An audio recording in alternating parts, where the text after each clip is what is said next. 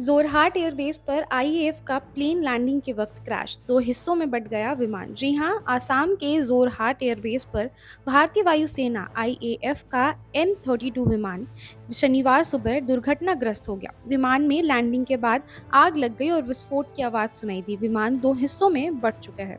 जी हां, भारतीय वायुसेना आईएएफ का एक AN-32 विमान असम के जोरहाट एयरबेस रौरिया एयरफोर्स स्टेशन पर हादसे का शिकार हो गया।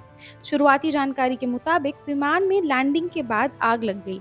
घटना जोरहाट एयरबेस के भीतर हुई। एयरबेस पर मौजूद फायर ब्रिगेड और इमरजेंसी टीमों ने मौके पर पहुंचकर आग पर काबू पाया। भारतीय वायुसेना ने एक बयान में कहा, जोरहाट में AN-32 विमान का एक्सीडेंट हो गया। हादसे की वजह से पता लगने के लिए कोर्ट ऑफ इंक्वायरी का गठन भी किया गया है और जानकारी मिलने पर आगे अपडेट भी दिया जाएगा।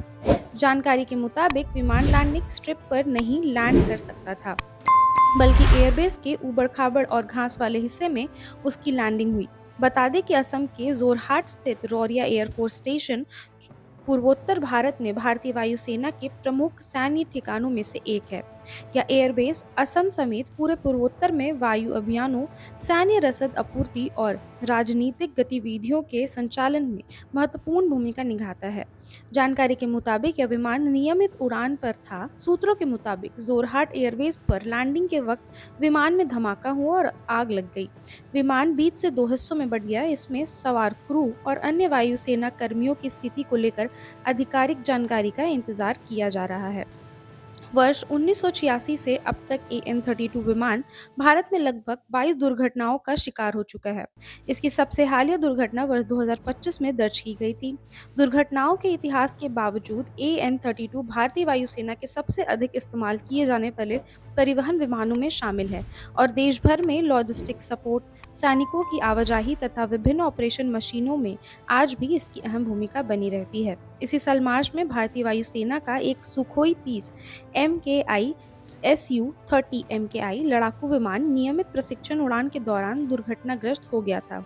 इस दुर्घटना में स्क्वाड्रन लीडर अनुज और फ्लाइट लेफ्टिनेंट पूर्वेश दुरागर की मौत भी हो गई थी। विमान को जोरहाट एयरबेस से उड़ान भरी थी।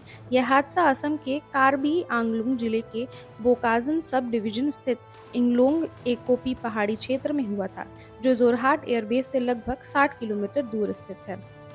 भारतीय वायुसेना का एंटोनोव AN-32 एक 2 इंजन वाला कार्गो प्लेन है, जिसे मूल रूप से सोवियत संघ की एंटोनोव डिजाइन ब्यूरो ने डेवलप किया था।